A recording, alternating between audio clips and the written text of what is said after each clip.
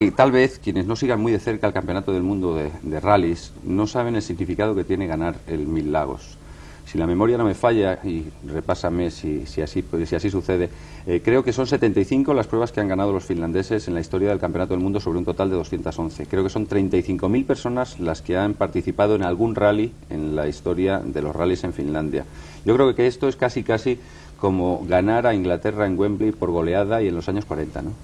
Hombre, yo creo que, no sé si tanto, pero de lo que sí te puedo decir es la ilusión que nos ha podido hacer a nosotros ganar este rally, que ha sido mucha, y lo que sí es cierto es que hasta ahora ningún piloto no nórdico había ganado esta prueba. Entonces, por ese doble motivo yo creo que a nosotros nos hizo una ilusión tremenda, tanto a Luis como a mí, y la verdad es que cuando vimos que teníamos la oportunidad de ganar en la última jornada, a pesar de que a lo mejor había que hipotecar un poco el campeonato del mundo, decidimos tratar de ganar, aunque fuese por solo 19 segundos, como sucedió el rally, ¿no? Porque sabíamos que era una cosa que podía traer buenas consecuencias. ¿Por qué asumisteis tal número de riesgos precisamente en esa última jornada? No era lógico, llevando una ventaja tan pequeña con respecto a Rivatane, no era lógico, digamos, que forzar hasta ese punto, puesto que el Campeonato del Mundo lo tienes casi al alcance de la mano. Bueno, yo creo que había dos motivos. En primer lugar, cuando uno está peleando 3 días por ganar una prueba, y si en concreto es el Rally Mil Lagos y en Finlandia, con todos los finlandeses, con una inscripción como había este año, que estaban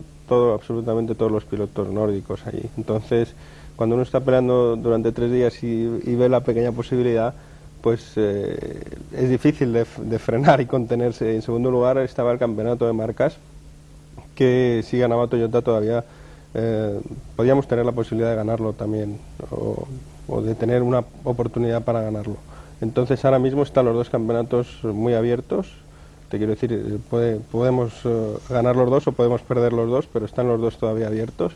Y yo creo que Ove Andersson no lo dudó mucho tampoco. Cuando yo le pregunté el último día si debíamos arriesgar algo, no me dijo que sí, pero tampoco me dijo que no. Entonces yo creo que Luis y yo decidimos en esos momentos tratar de conseguir la victoria. Has hablado del campeonato de marcas. Yo creo que ha sido un poquitín remiso a la hora de hablar del campeonato de pilotos, porque me parece que está muy cerquita. Pero el campeonato de marcas sí está realmente complicado y además te puede obligar a correr una carrera que, de algún modo, si tú te proclamaras campeón del mundo en Australia, creo que tenías apartada de tu calendario. Me estoy refiriendo al San Remo, porque ahora tendrías que hacer Australia, San Remo y RAC. Sí, en principio no estaba seguro la participación en San Remo, pero yo creo que en estos momentos el equipo está decidido a ir también a San Remo y tratar de conseguir allí o Ericsson o nosotros otra victoria. Todo dependerá también un poco cómo vaya Australia. ¿Tú sabes lo que puede ser San Remo, Casa de los Lancia, intentando quitarles el campeonato del mundo de marcas? Yo creo que San Remo cualquier año que vayas a intentar correr allí y ganar a Lancia es muy difícil. Yo creo que todo el mundo lo sabe, pero por intentarlo no va a quedar, desde luego. Bueno, también les hemos comentado que nuestra intención era repasar con Carlos Sainz lo que ha sido su vida dentro de un coche. Yo creo que incluso un poco antes. Y ver y presentar, yo creo que a todos los televidentes, quién es Carlos Sainz también fuera del coche. Para ello, y de algún modo, vamos a tener la oportunidad de contrastar las opiniones y de escuchar las declaraciones de una serie de personas que yo creo que han sido, no sé si fundamentales, pero por lo menos sí importantes a lo largo de tu carrera.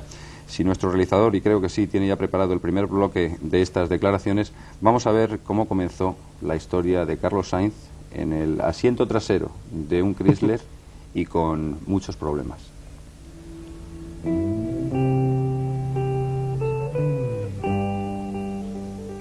Comenzó siendo un niño prodigio, tenía feeling al volante. Ahora es el máximo candidato al campeonato del mundo de rallies. Desde entonces han pasado 10 años, muchos miles de kilómetros y dedicación para con solo 28 ser uno de los pilotos más cotizados. Esta podría ser la historia de un niño bien que decidió abrirse camino en la vida más dura, la más difícil, la de la competición de élite. Tenía todo al alcance de la mano y lo rechazó para ser solo Carlos Sainz. Y lo ha conseguido. Quizás muchos aficionados no sepan o no entiendan cómo un muchacho de su cuna tuvo que mancharse las manos de grasa para correr la primera prueba, o por qué renunció a unos estudios, los de derecho, o a un deporte, el squash, en el que ya había destacado, y entrar en el habitáculo de un coche y hacer carrera de las carreras. Hoy sus contratos son multimillonarios y la temporada próxima lo serán aún más, pero desde entonces hasta ahora han pasado muchas cosas. Muchas personas han intervenido en los pasos que le han llevado a escalar la cima. Domingo Deporte quiere rendir un pequeño homenaje a Carlos Sainz y a todas esas gentes, a veces anónimas, que han puesto su granito de arena en la trayectoria de un campeón. Le han acompañado, ayudado o aconsejado. Por eso son los más indicados para contarnos su vida al volante. Sin embargo, este recuerdo ha de empezar con su padre, Antonio Sainz, empresario, cónsul general de Bolivia en España y con una profunda identidad deportiva que ha sabido contagiar a sus hijos. Campeón de España de squash, subcampeón del doble hectómetro, practicante de lucha libre, piloto motociclista e incluso internacional con la selección española de fútbol de veteranos, marcan una trayectoria que le valió la medalla de plata al mérito deportivo. Sin embargo, nunca ha querido hacer declaraciones sobre su hijo.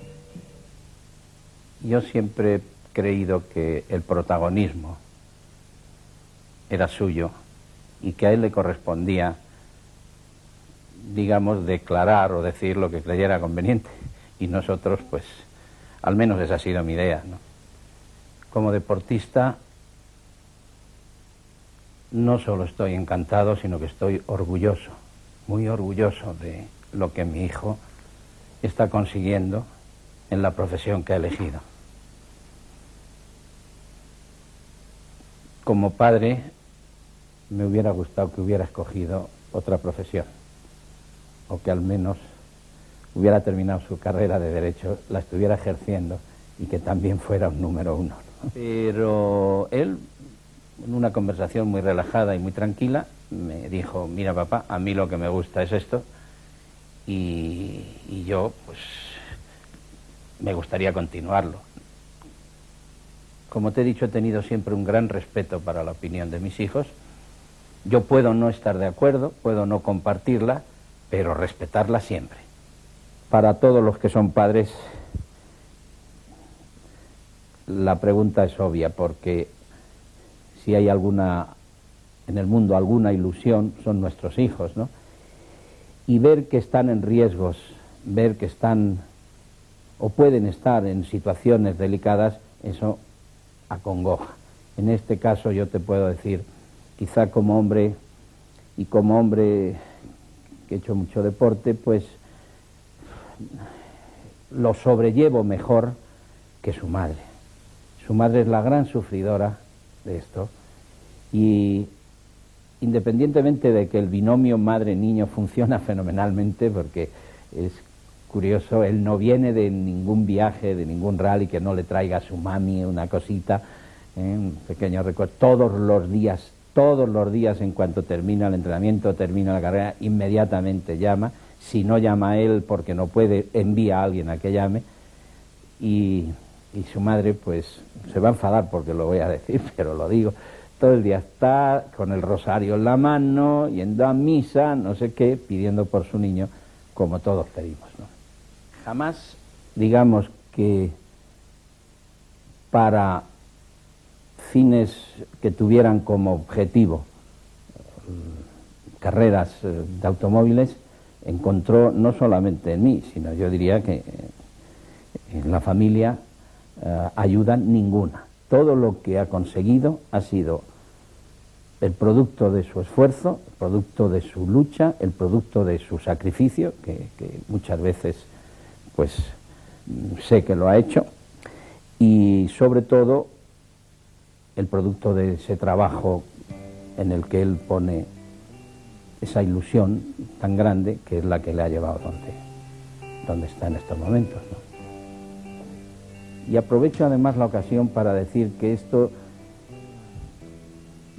para aquellas personas jóvenes que nos pueden escuchar, para la juventud, yo les diría que vean el mensaje que Carlos, a través de esta línea que exponemos, les envía. Cuando un hombre tiene una ilusión y la tiene en la forma en que él la ha tenido, ya puede haber obstáculos, que el esfuerzo, el sacrificio, el trabajo, la lucha y el no desfallecer, pase lo que pase, tarde o temprano le lleva a donde él quiere. Bueno, Carlos, cuando yo le conocí, era pues un crío de 10, 11 años, pues muy travieso, muy vivo, con muchas ganas de hacer muchas cosas, sobre todo en deporte, cosas que casi todo lo hacía muy bien. Y bueno, cuando yo aparecí por su casa, pues él empezó a interesarse y a ver un poco el tema de los coches, ¿no? Yo me acuerdo que por aquel entonces era piloto oficial de Chrysler y bueno, pues normalmente tenía un coche que era con el que luego había veces que entrenaba y bueno, pues iba a su casa con ese coche y bueno, un coche, pues un muleto con barras y tal, y a él la verdad es que le apasionaba mucho este tema, ¿no?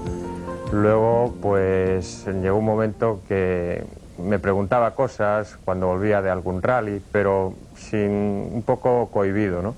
Cuando ya se lanzó a preguntarnos cosas y tal fue cuando Juanjo Lacalle empezó a correr conmigo de copiloto. Juanjo era amigo de la familia y de mi mujer y entonces, bueno, pues por esto ya aquí donde él ya se mete mucho más de lleno en el mundo de los coches.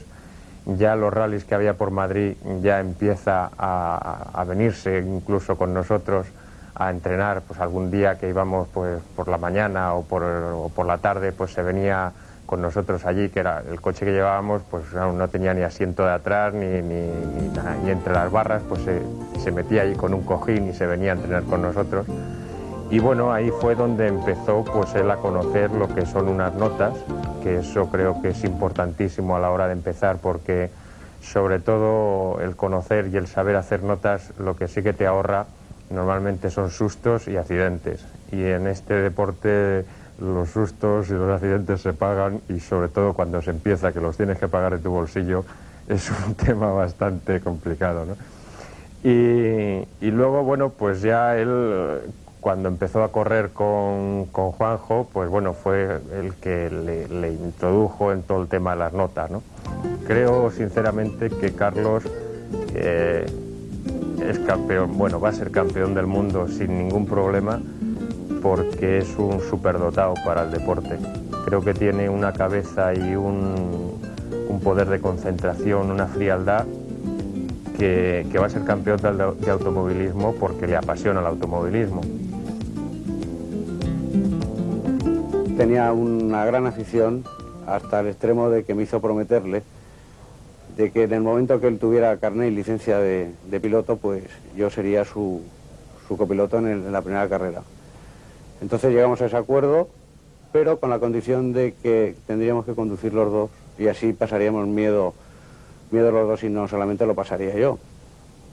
Entonces llegó el día en que Carlos tenía su licencia y me recordó aquella promesa que teníamos pendiente. Bueno, yo suelo cumplir mis promesas y sí que es cierto que con un poco de miedo, pues la cumplí. No teníamos coche, él tenía un pequeño Renault 5TS que lo utilizaba para ir a la facultad. Y bueno, pues con aquel coche hicimos maravillas, él y yo, conseguimos unas barras, quiero recordar, de segunda mano, unas barras antivuelco. Y bueno, y los dos nos pusimos a trabajar en un taller porque no teníamos medios, en aquel momento nadie nos apoyaba. Y en su casa, bueno, pues tampoco les hacía nada de gracia que Carlos practicara este deporte, en primer lugar por el riesgo que tenía y en segundo lugar porque Carlos en aquel momento empezaba a ser una gran figura dentro del squash. Entonces hicimos esa carrera con el Renault 5, como he dicho, y yo descubrí que en aquel momento que Carlos era un piloto magnífico, con una mínima experiencia, porque no tenía ninguna, solo lo que nos había podido ver a su cuñado y a mí. Al año siguiente se inauguraba el trofeo Copa Panda y pensamos que era una buena oportunidad para lanzarnos profesionalmente al mundo de los rallies. Compré un Panda porque Carlos en aquel momento no tenía apoyo ninguno y por supuesto con su edad pues tampoco tenía medios económicos para poderlo conseguir.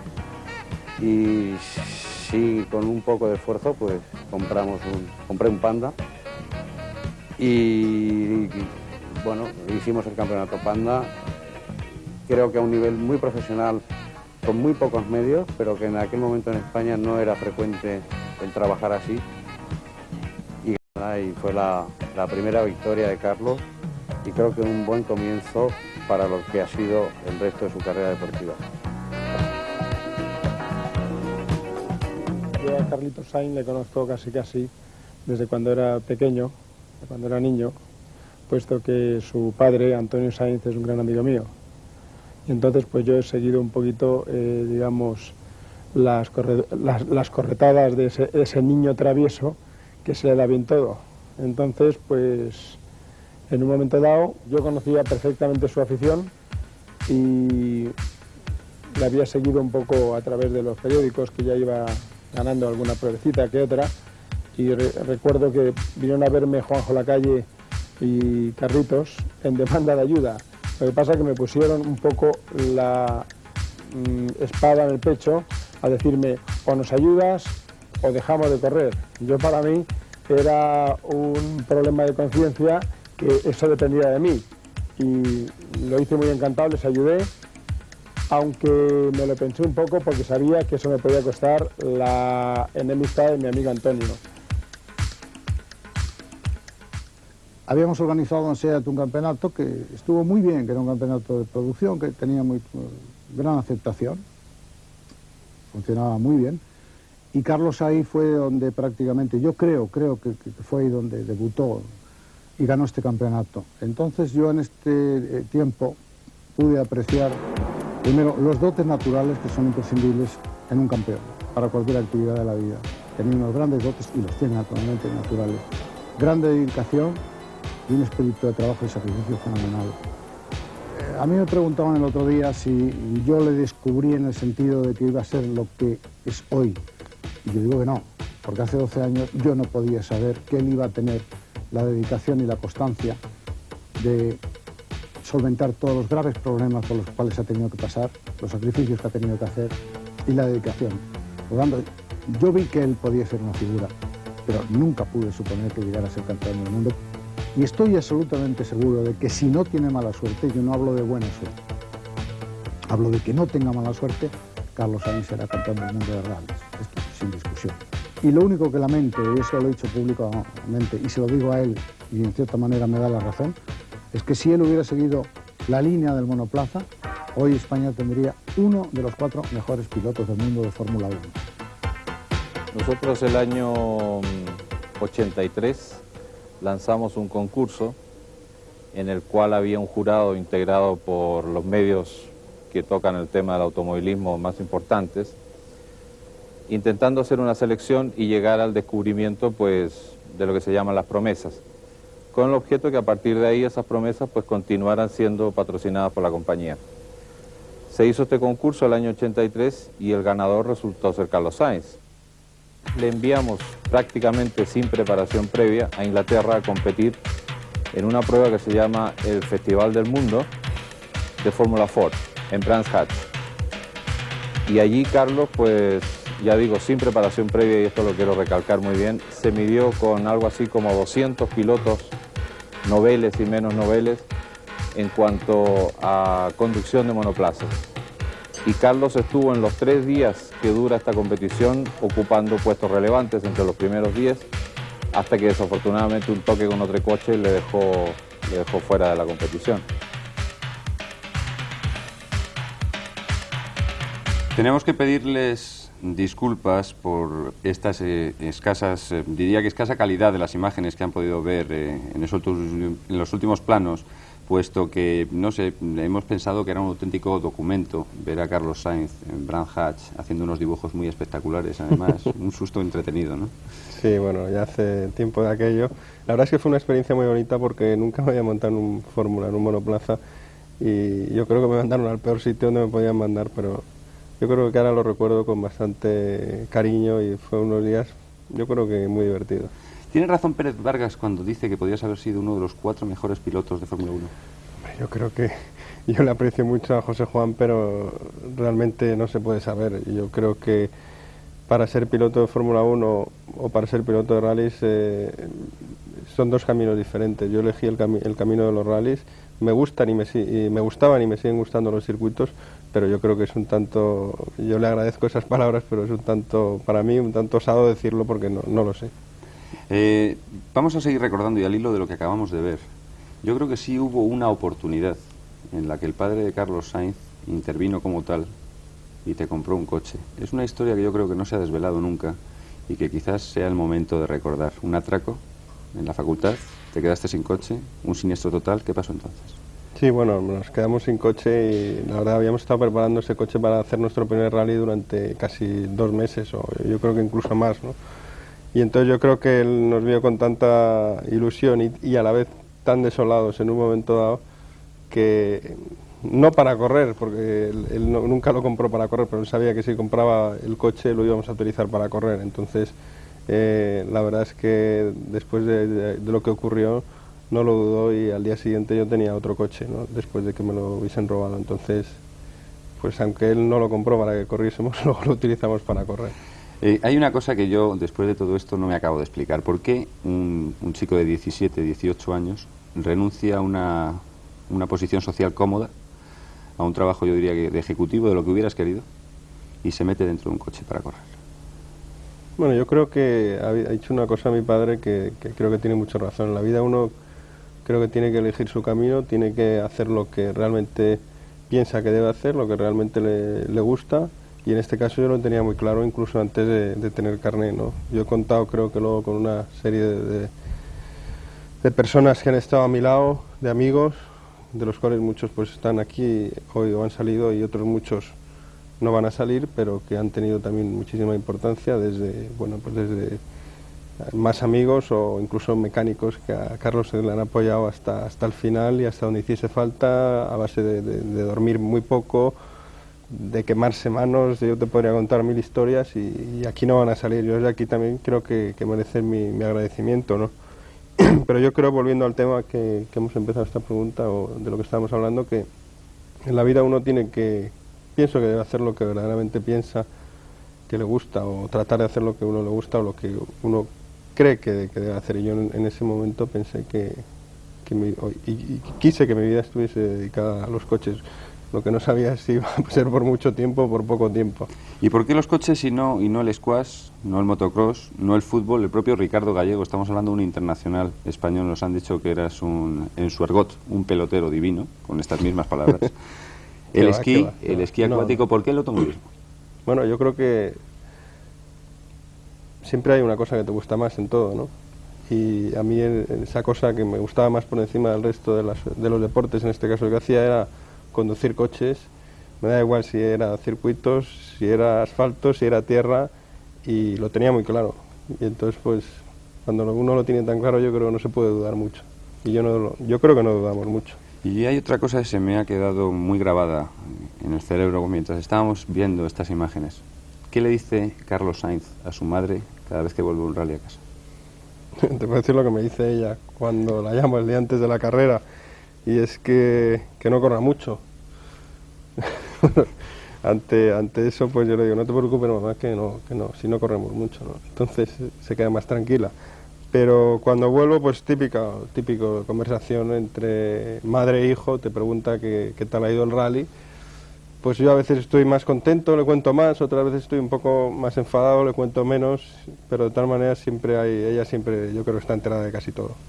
Pues Carlos, si te parece, vamos a seguir recordando. Vamos ahora a los primeros rallies, a la Copa de Castilla y otros primeros títulos nacionales.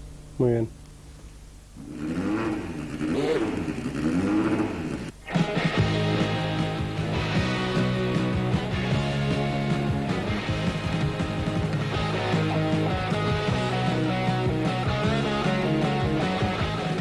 El segundo paso llegó con el reconocimiento de sus virtudes.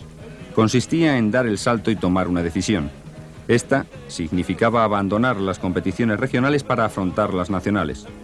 De nada sirvieron los consejos que le auguraban un asiento entre los dioses de la Fórmula 1, y sí la oferta de una marca con un grupo B competitivo.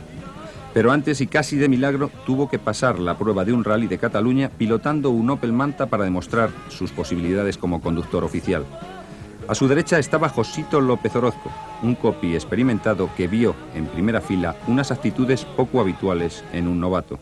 En General Motors estaba corriendo como piloto oficial su cuñado, Juan Carlos Oñoro, que dejó el equipo a final de año y antes de acabar la temporada. Entonces se contrató a Carlos para sustituirle en una carrera que fue el Rally de Cataluña, en unas circunstancias un tanto peculiares. A mí me sorprendió desde el primer momento la facilidad con que Carlos asumió lo difícil de la situación y aquella que fue su primera oportunidad como profesional, corriendo dentro de un equipo oficial y con un coche ya con una potencia bastante alta, hizo un rally fantástico, codeándose con los mejores pilotos de España y parte de una competencia bastante fuerte que venía del extranjero. Y realizó un rally fenomenal, como digo, finalmente acabamos en segunda posición y yo creo que allí, siendo Carlos mucho más joven de lo que es hoy en día, esto era hace 6 años, puso ya claramente de manifiesto que reunía todas las cualidades físicas y psicológicas que yo creo que se requieren para llegar a ser un campeón. Carlos siempre fue muy amante de las carreras en circuito, de las carreras en pista. Creo que tenía grandísima facilidad también para hacerlo. Bueno, prueba de ello eran las carreras que hizo, que ganó muchas y además de una forma bastante espectacular y con mucha cabeza. Y entonces nos planteamos, había que tomar un camino. En aquel momento íbamos por 2 caminos, íbamos por el camino de los rallies, íbamos por el camino de los circuitos, había que tomar una decisión. Entonces conseguimos que la Red Renault de Madrid Provincia, a través de Jesús Murga, nos dejara un R5 200 caballos, con el que Carlos ya podía coger una experiencia importante. Era un coche en aquel momento bastante complicado de conducir porque toda la potencia la tenía atrás, era un coche turbo que acababan de aparecer. Y con ese coche pues hicimos un campeonato de Castilla. Al año siguiente volvemos a hacer lo mismo, pero ya se hicieron algunas participaciones en Campeonato de España. Y el paso siguiente pues estaba claro que era intentar ser piloto oficial de Renault, de FASA Renault, cosa que se consiguió a través de este camino. Tomamos contacto con Carlos en el año 1981, no tenía 20 años, y se lanzó en la Copa Iniciación durante 2 años. Tardó 1 año a hacerse y el año siguiente ganó la Copa Iniciación. No fue así el año siguiente, que ganó directamente el primer año que participó en la Copa Nacional, la ganó, y entonces es cuando, digamos, su carrera se decidió hacia los rally, no a los circuitos, porque los circuitos tenía que haber ido a Inglaterra durante 1 año y tiene un círculo familiar tan fuerte que no se atrevió. Entonces es cuando decidió definitivamente orientar su carrera hacia los rally. Se compró el muleto que era de Genito y hizo ya sus pinitos, digamos, con un coche de más de 200 caballos y nos dimos cuenta inmediatamente de que eso iba bien lanzado. Así que el año siguiente lo cogimos con nosotros. Bueno, ya al final de este mismo año, por la amabilidad de Genito, que era nuestro piloto oficial, dejó su coche a Carlos para el Valeo, que era el último rally de fin de temporada. Y no hizo nada más coger el coche, ganó el rally. Y nos dimos también cuenta que no solamente era buen piloto, sino que era una persona que cuidaba la mecánica de una forma extraordinaria. Porque me recuerdo que después de 2 tramos, la caja de cambio estaba medio rota y cualquier otra persona lo hubiera roto definitivamente. Y él supo conservar hasta la mitad del rally este coche. Cambiamos la caja y ganó el rally. Yo conocí a Carlos en unas circunstancias un tanto extrañas, porque tuvimos una discusión y estuvimos a punto casi de llegar a las manos. Esto fue en el año 83 y a raíz de eso empezó a crecer una amistad, a generarse una amistad, y en el año 84 él sabía que yo había corrido con algún que otro piloto ya experimentado. Me llamó para correr un RACE del año 84 y para continuar, si todo iba bien, el Campeonato de Castilla. Entonces hicimos nuestras primeras carreras en un R5 turbo de 200 caballos. Ese año ganamos el Campeonato de Castilla y después, a final de año, en el último rally, en el Rally Valeo, hubo un contacto con Renault en el equipo oficial y empezamos a conducir un Tour de Corse de 300 caballos. Y para nosotros pues fue una satisfacción y una alegría muy fuerte porque veíamos el camino hacia la gloria. El siguiente año, el 85, corrimos con el Tour de Corse, fuimos subcampeones de España y tuvimos aquel año una lucha muy dura con Salvador Servià. También fue el año en que ganamos nuestros primeros rallies de campeonato de España y ya el siguiente año, el año 86, pasamos a llevar el Renault 5 Maxi Turbo, que era un coche brutal, de reacciones brutales, de una aceleración, pues al principio las 2-3 primeras marchas aceleraba casi igual que en Fórmula 1. Después en el año 87 fichamos por Ford, fue nuestra primera incursión en Campeonato del Mundo, hicimos Portugal, que lideramos durante un tramo, y después vino Córcega, vino la gran experiencia del RAC. Un joven de Madrid que llegaba nuevo,